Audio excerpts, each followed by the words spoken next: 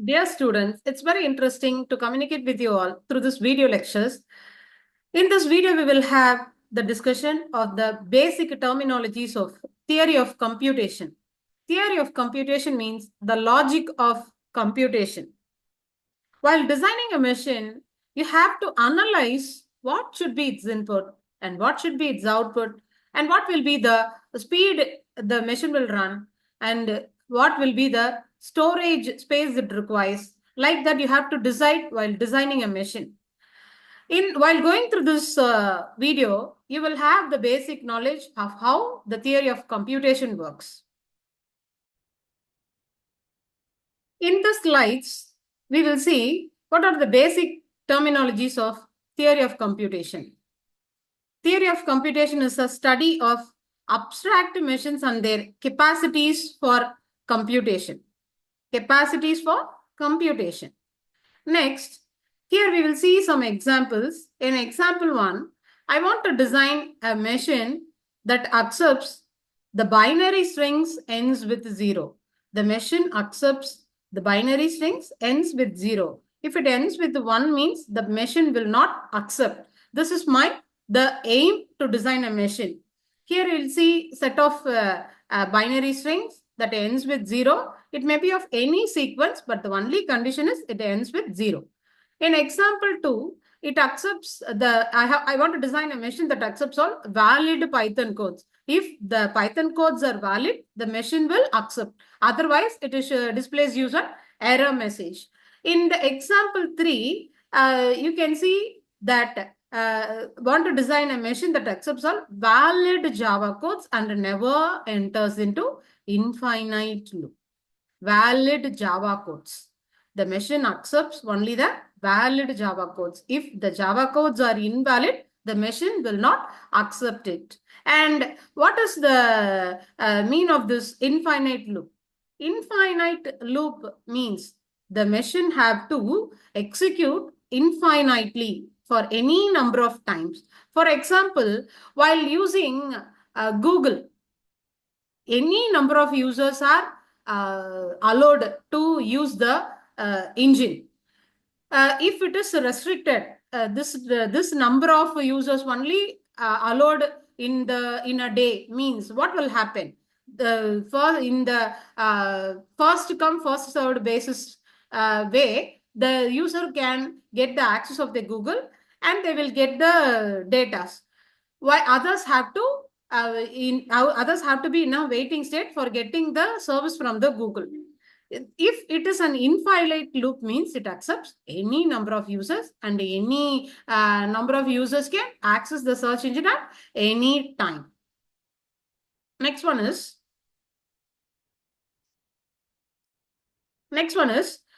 here the automata theory is closely related to formal language theory. The machine accepts the formal language theory. Language theory consists of words whose letters are taken from the alphabet. Here now we are using some languages for communicating with others. No, likewise, the machine also uses a formal language that also consists of words, letters taken from the alphabet, and they should be in a well-formed way. So as it should be formed a rule to be communicated with the machine. The automaton is a finite representation of the formal language. Sometimes it may be infinite. Here, the automata can be recognized by the Chomsky hierarchy, which describes the relationship between various languages and kinds of formalized logics. In this tabular, you can see what are the automatons and what are the recognizable languages. If it is a finite state machine, it accepts only the regular language. If it is a push-down automaton means it accepts only context-free, deterministic construct-free language. If it is a push-down automaton means it accepts only context-free language. If it is a linear bounded automata means it accepts only the context-sensitive language. If it is a Turing machine means it accepts only recursively enumerable language. Recursively enumerable means the machine accepts all the input. Otherwise, it rejects the inputs. It didn't accept one or two inputs. It rejects all the inputs. Otherwise, it accepts all the inputs. Otherwise, it rejects all the inputs. This automaton consists of states and transition. If we are giving the input, means the machine gets the input and converts it into an output. Likewise, there may be some states and transitions while getting the input. If the machine gets some input, means it will be transited to the other state. In the transition diagram, circles and arrows are used for representing the transition. Here, automata is a kind of machine. It accepts some string as input and produces the finite or infinite number of states as an output. Using this languages, you can create deterministic finite automata, non-deterministic finite automata, a regular expression, context-free grammar, context-free language, push-down automata, and Turing machines. The basics terms of theory of computation. Here, symbol. First one is symbol. Symbol means you can see the example ABC01. ABC01 are the characters or symbols which are used to form a group of word or alphabets. Here you can see the alphabets. It is a group of symbols. That means a set of symbols which are always finite. 0 to 1, 0 to 9, ABC. It may be of an uppercase ABC or a lowercase ABC. Next one is string. Symbols, alphabets are group of symbols, and string is a group of alphabets. A string is a finite sequence of symbols from some alphabet. It is denoted with the symbol W. A string is also called as word, so that it is denoted as W. And the length of the string is denoted as mod W. The string with the zero occurrences of symbol is known as the empty string. It is represented by epsilon. Here you will see an example. Actually, alphabets are represented using summation equal to AB. Various strings that can be generated from summation. That means from AB, you can generate the strings like AB, AA, AAA, BB, BBB, BA, and ABA, like that. You can form any number of sequences from the two strings that are through two characters that are A and B. In the example 2, W is equal to 0, 1, 0. The strings may be either A, B, that means characters or numbers. W is equal to 0, 1, 0. Here the number of string is denoted by mod W. It is 3. And the next one is language.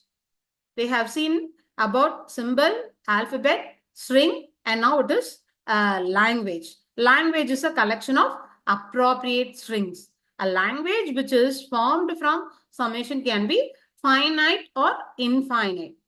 Finite or infinite. In the example 1, the condition is the language L1 is equal to set of string of length L2. Here you can make a string of length only equal to 2. That means 2 characters must be used to form the string of length 2. AA, BB, BA, BB. It is a finite. That means there is a condition. It must be of length 2. In example 2, you see L2 is equal to, L2 is a language 2 is equal to set of all strings starts with A. In this, for this example, the strings must be starts with A. It may be ends with B and it may be of any number of length, but it must starts with A. That is the only condition here. It is an infinite language. And example 3, L3, language 3 is equal to set of all strings of length 3. Here the condition is the strings must be of the length 3. There is no representation of, it should be of ABC or 0 and 1. Here,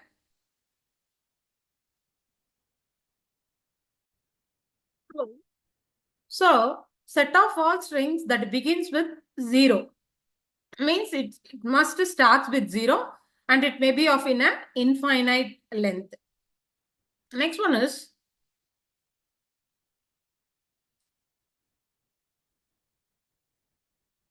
is major operations of language. Using this language, you can do some major operation. First one is clean closure or star closure. Second one is positive closure or plus closure.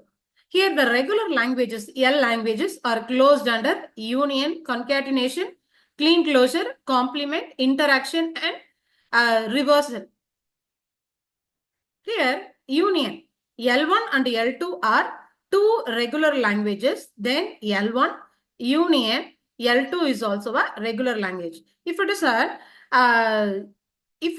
an language, if these languages are regular languages, the L1 and L2 are regular languages means the union of the L1 and L2 is also a regular language. L1 is an A star means any number of A's. L2 is equal to B star means any number of B's. L1 star union L2 is also A star plus B star is also a regular language. Next one is concatenation. If L1, L2 are regular languages means then L1 dot L2 are also regular language.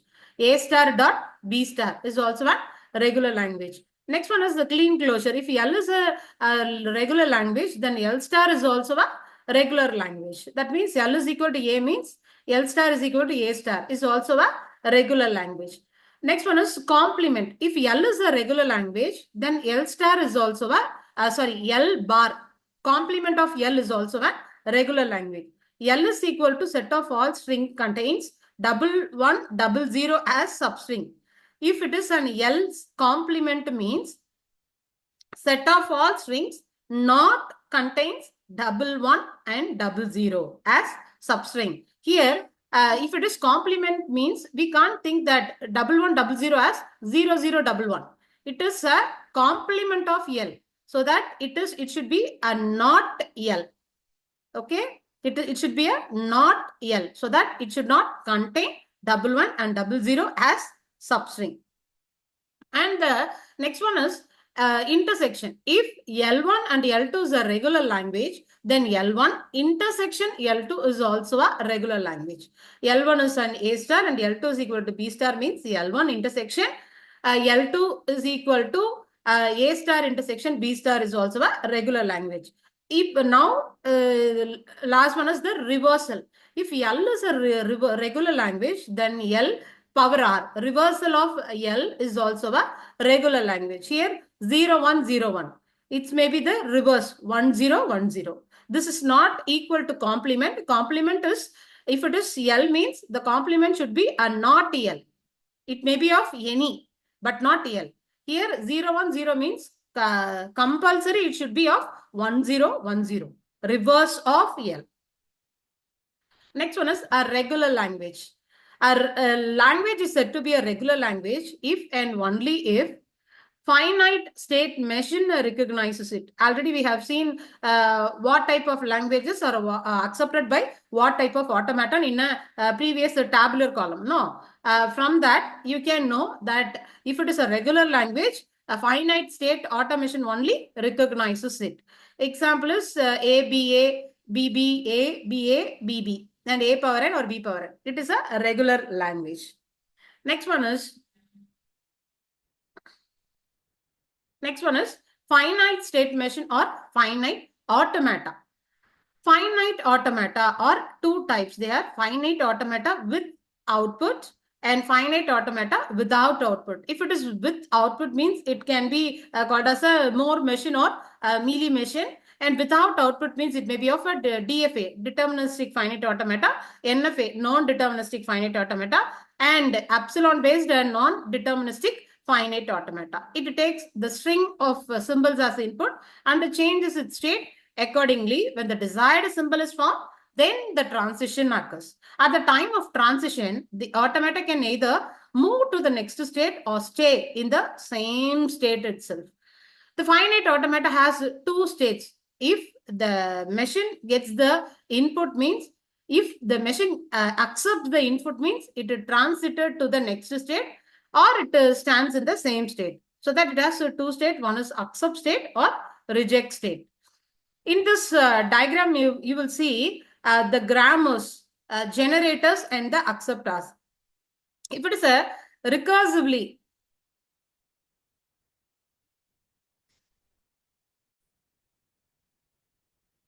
in this diagram, we can know of how the grammars, that means the generators, and the automata, which one will be the acceptors. If it is a recursively enumerable grammar means it is accepted only by the Turing machine. If it is context sensitive grammar means it is accepted only by the linear bounded automata. If it is a context free grammar means it is accepted only by the push down automata. And if it is a regular grammar means it is accepted only by the finite automata. Here in the outside the diagram you will see an arrow pointed upwards, that is from the base to high, the machines are more powerful. Considering to finite automaton, the next level push-down automaton is more powerful. Comparing to push-down automaton, linear bounded automaton is more powerful. Comparing to the linear bounded automaton, Turing machine is more powerful. Students, it's very interesting. Now, how to design a machine using this theory of computation concepts. Using this, we can know of how the logic is working with a better, more stronger concepts in theory of computation in the next videos.